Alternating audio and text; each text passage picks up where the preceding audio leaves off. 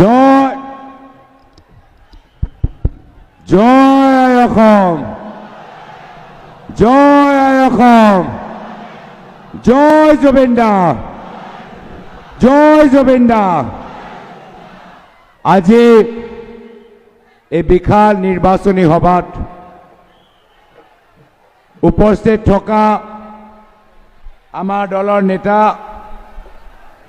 ৰাহুল গান্ধী ডাঙৰীয়া, উপস্থিত থকা আমাৰ এই যিমানবোৰ কালচাৰেল গ্ৰুপবোৰ আছে, যিমান আমাৰ কালচাৰেল গ্ৰুপ আছে, অলপ আমাৰ মাজত আমাক ক'বলৈ দিয়ক। আৰু সন্মুখত সেইখিনি মানুহ যে আছে, অলপ শান্ত থাকক। সন্মুখত যিখিনি মানুহবোৰ আছে, হুলস্থুল নকৰিব, অলপ আমাক শান্তকৈ ক'বলৈ দিয়ক। আমাৰ কালচাৰেল ট্ৰুপ অলপ, আমি ৰাহুল গান্ধী ডাঙৰীয়া যেতিয়া বিদায় দিম, আমাৰ বড়ো ট্ৰুপ আমি যেতিয়া ৰাহুল গান্ধী ডাঙৰীয়াক বিদায় দিম, তেতিয়া আমি আমাৰ গোটেই আমাৰ বিহু দল, বড়ো দল, মিচিং দল, আমি গোটেইখিনি তেখেতক সুন্দৰকৈ আমি বিদায় দিম। এতিয়া মই সকলোকে অনুৰোধ কৰিছোঁ যে আমি সভা কাম আৰম্ভ কৰিবলৈ বিচাৰোঁ আৰু সকলোকে আমাৰ শ্বৰ নকৰিবলৈ অনুৰোধ কৰিছোঁ। আপোনালোকে যদি এনেদৰে কথাবোৰ কৈ থাকে, তেতিয়া আমাৰ বক্তৃতা দিবলৈ যথেষ্ট জটিল হ'ব। এতিয়া আমাৰ নিৰ্বাচনী সভাত উপস্থিত থকা ৰাহুল গান্ধী ডাঙৰীয়া, আমাৰ মাজত উপস্থিত থকা AICC চিনিয়ৰ অবজাৰ্ভাৰ মাননীয় বন্ধু তিৰ্কী ডাঙৰীয়া, উপস্থিত থকা আমাৰ AICC সম্পাদক মনোজ চৌহান ডাঙৰীয়া, উপস্থিত থকা CPI-MLৰ ষ্টেট ছেক্ৰেটাৰী বিবেক দাস ডাঙৰীয়া, উপস্থিত থকা আমাৰ জিলা কংগ্ৰেছ সভাপতি প্ৰশান্ত হাজৰিকা ডাঙৰীয়া, উপসভাপতি মনোজ চৌহান ডাঙৰীয়া, আমাৰ কংগ্ৰেছ দলৰ মনোনীত প্ৰাৰ্থী জয়ন্ত বৰা ডাঙৰীয়া, শংকৰজ্যোতি কুটুম ডাঙৰীয়া, CPIM দলৰ প্ৰাৰ্থী জ্ঞানদীপ চৰকাৰ ডাঙৰীয়া আৰু মঞ্চত উপস্থিত থকা আমাৰ প্ৰদেশ কংগ্ৰেছ, জিলা কংগ্ৰেছ, ব্লক কংগ্ৰেছ, মহিলা কংগ্ৰেছ, NSY যুৱ কংগ্ৰেছৰ সতীৰ্থসকল আৰু উপস্থিত থকা শ্ৰদ্ধেয় ৰাইজ, আজি ইয়াত আহোঁতে মই राहुल गांधी डांगरियाक কৈ আছিলোঁ जे राहुल गांधी जी, आज हम उस जिला में आए हैं जिस जिला में कांग्रेस पार्टी के प्रथम अध्यक्ष स्वर्गीय छबीलाल उपाध्याय जी का जन्म हुआ, और आज उनके धरती में आए हैं। और इस मंच से मैं कांग्रेस के इस महान नेता, देश के महान नेता स्वर्गीय छबीलाल उपाध्याय के प्रति मैं अपनी श्रद्धांजलि व्यक्त करता हूं। आज आमी सकले ঐক্যবদ্ধ হৈছো এখন নতুন বৰ অসমৰ কল্পনা কৰিবলৈ, আৰু এই নতুন বৰ অসম আমি যেতিয়া কংগ্ৰেছ দলৰ ফলৰ পৰা নতুন বৰ অসমৰ কল্পনা আমি কৰিলো, তেতিয়া আমি প্ৰেৰণা ললো। আমি প্ৰেৰণা ললো আমাৰ স্বাধীনতা সংগ্ৰামৰ পৰা। ভাৰত স্বাধীন হ'ল যেহেতু ভাৰতৰ জনসাধাৰণ একগোট আছিল, আৰু সকলোৱে ভাৰতৰ স্বাধীনতা সংগ্ৰামত ভাগ ললে। সেয়া হিন্দু হওক, মুছলিম হওক, শিখ হওক, খ্ৰীষ্টিয়ান হওক, জৈন হওক, আৰু আমাক ব্ৰিটিছ শাসনে ভাগ ভাগ কৰিবলৈ বিচাৰিছে। ব্ৰিটিছ চৰকাৰে গম পাই গৈছিল কি যদি ভাৰতক ধৰ্ম নামত ভাগ ভাগ কৰা যায় তেতিয়া ভাৰতৰ শক্তি দুৰ্বল হ'ব। কিন্তু সেই সময়ত স্বাধীনতা সংগ্ৰামৰ সময়ত আমি সকলোৱে একগোট হ'লোঁ। সকলোৱে একগোট হৈ যোৱাৰ পিছত আমি স্বাধীনতা আন্দোলনৰ যোগেদি আমি ব্ৰিটিছক খেদিবলৈ সক্ষম হ'লোঁ। সেই স্বাধীনতা সংগ্ৰামৰ পৰা প্ৰেৰণা লৈ আমি বৰ অসমৰ কল্পনা কৰিছোঁ। আমি বৰ অসমৰ কল্পনা কৰিছোঁ জ্যোতিপ্ৰসাদ আগৰৱাল দেৱৰ আৰু ভূপেন হাজৰিকাৰ কবিতাৰ পৰা, গীতৰ পৰা। ভূপেন হাজৰিকা, লক্ষ্মীনাথ বেজবৰুৱা, জ্যোতিপ্ৰসাদ আগৰৱাল সদায় এটা বৃহত্তৰ অসমীয়া সমাজ বাবে তেওঁলোকে নিজৰ শ্ৰদ্ধা নিবেদন কৰিছিল। এটা বৃহত্তৰ অসমীয়া সমাজ য'ত আমাৰ মিচিং, বড়ো, ৰাভা, কাৰ্বি, আদিবাসী, ভাষিক সংখ্যালঘু, ধৰ্মীয় সংখ্যালঘু আমি সকলোৱে যে থাকিব পাৰোঁ, আমাৰ মাজত মিলাপ্ৰীতি থাকিব, আমাৰ মাজত এনাজৰী থাকিব। জ্যোতিপ্ৰসাদ আগৰৱাল, লক্ষ্মীনাথ বেজবৰুৱা আৰু ভূপেন হাজৰিকাৰ কবিতাৰ আৰু সংগীতৰ পৰা প্ৰেৰণা লৈ এইবাৰ আমি বৰ অসমৰ কল্পনা কৰিলোঁ। আমি বৰ অসমৰ কল্পনা কৰিছোঁ। এই নতুন বৰ অসমৰ আমি কল্পনা কৰিছোঁ প্ৰায়তঃ তৰুণ গগৈদেৱৰ পৰা প্ৰেৰণা লৈ। প্ৰায়তঃ তৰুণ গগৈদেৱ সদায় দুখীয়া মানুহৰ বাবে চিন্তা কৰিছিল। কৈছিল যে কংগ্ৰেছ দল হ'ল দুখীয়া মানুহৰ দল।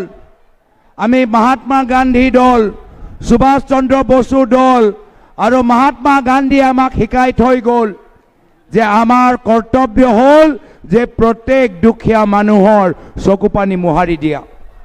আমি এই মহান দলৰ আমি সৈনিক, আমি এই মহান দলৰ আমি প্ৰতিনিধি আৰু সেইকাৰণে আমাৰ মেনিফেষ্টোৰ ভিতৰত যদি চাই আমি সদায় দুখীয়া মানুহৰ বাবে চিন্তা কৰোঁ।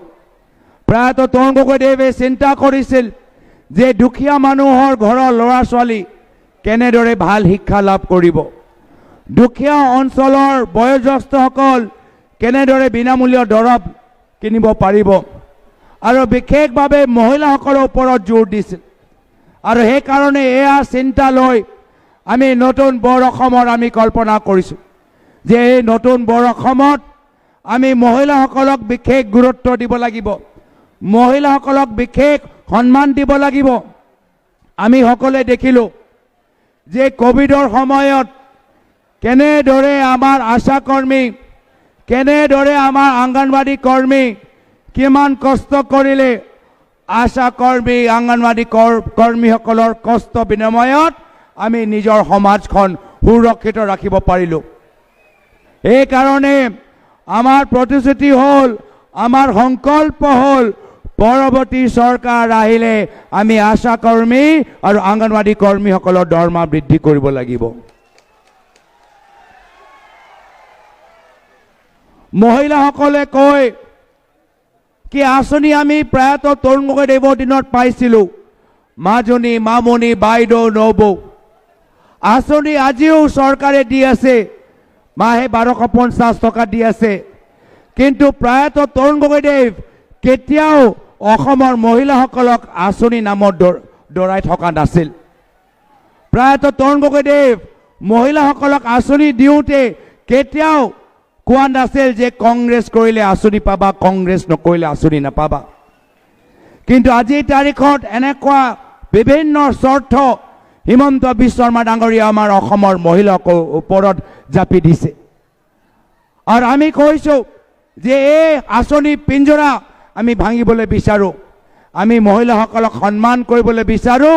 প্ৰত্যেক যোগ্য মহিলা নিজৰ আঁচনি সুবিধা লাভ কৰিব লাগে। এনেকুৱা কাম আমি পৰৱৰ্তী দিনত কৰিম।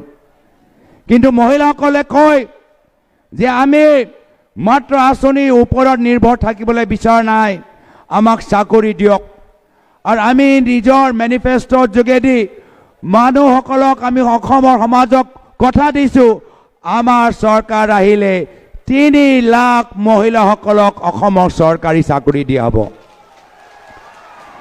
3 লাখ চৰকাৰী চাকৰি মাত্ৰ মহিলাসকলৰ বাবে আমি দিয়া হ'ব।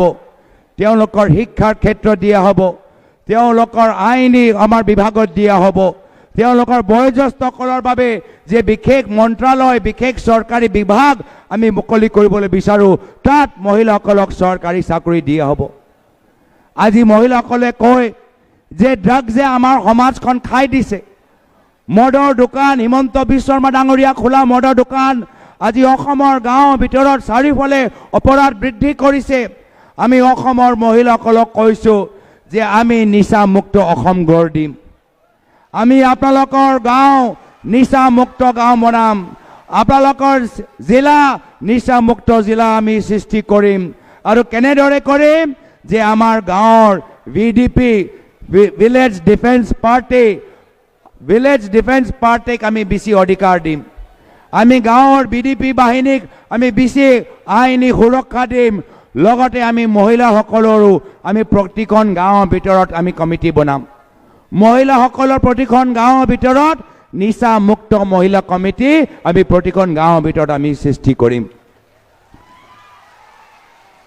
আজি এই অঞ্চলত বহুত বাগান আছে। বাগানৰ ওচৰত বাগান অঞ্চলত যাওঁতে ল'ৰা ছোৱালীবোৰ কয় যে হিমন্ত বিশ্ব শৰ্মা ডাঙৰীয়া আমাৰ বাগান অঞ্চলৰ সেই স্কুলখন বন্ধ কৰি দিলে, বহুত দূৰলৈ যাব লাগে। আমি সেইসকলক কৈছোঁ আমাৰ চৰকাৰ আহিলে বাগানৰ ল'ৰা ছোৱালীবোৰ, ভিতৰৰ অঞ্চলৰ ল'ৰা ছোৱালীবোৰ, পিছপৰা অঞ্চলৰ ল'ৰা ছোৱালীবোৰ স্কুললৈ যাবলৈ আমি বিনামূলীয় স্কুল বাছ আমি ব্যৱহাৰ কৰিম। বিনামূলীয় স্কুল বাছ যোগেদি আপোনালোকৰ ল'ৰা ছোৱালীবোৰ স্কুললৈ যাব পাৰিব।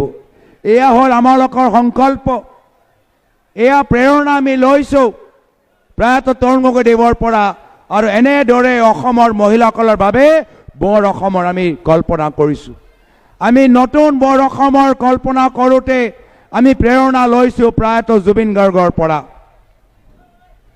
এটা মিডিয়া ইণ্টাৰভিউত জুবিন গাৰ্গক সোধা গৈছিল কি যদি আপোনালোকক মুখ্যমন্ত্ৰী বনোৱা যায় তেতিয়া আপোনালোকে 3টা কি কাম কৰিব? তেতিয়া প্ৰয়াত জুবিন দাই কৈছিল যে মই প্ৰথম কাম কৰিম যে মই অসমখন এই বানপানী সমস্যা মই ৰোধ কৰিবলৈ বিচাৰোঁ। দ্বিতীয় কথা জুবিন দাই কৈছিল যে এই ভ্ৰষ্টাচাৰী শাসন যে চলি আছে, অসমৰ ৰাজনীতি যে ভ্ৰষ্টাচাৰী মানুহবোৰ আছে, মই অসমৰ ৰাজনীতি ভ্ৰষ্টাচাৰী ৰাজনীতিবিদৰ পৰা মুক্তি দিয়াম। আৰু তেওঁ তৃতীয় কথা কৈছিল যে অসমৰ ভিতৰত যথেষ্ট নিবনুৱা সমস্যা আছে, এই নিবনুৱা সমস্যা সমাধান কৰিবলৈ অসমৰ যুৱকসকলক বিভিন্ন ক্ষেত্ৰত উপাৰ্জন কেনেকৈ কৰিব লাগে মই তাৰ বাবে প্ৰশিক্ষণ আমি যুৱ সমাজৰ মাজত লৈ যাম।